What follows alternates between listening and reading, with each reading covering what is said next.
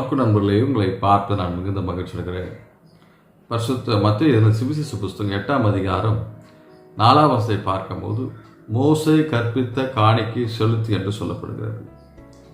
இங்கே என்ன நடந்த சம்பவம் பார்க்கும்போது ஒரு குஷ்டரோகிக்கு ஆண்டவர் தொட்டு சுகம் கொடுக்கிறார் என்று பார்க்க முடிகிறது.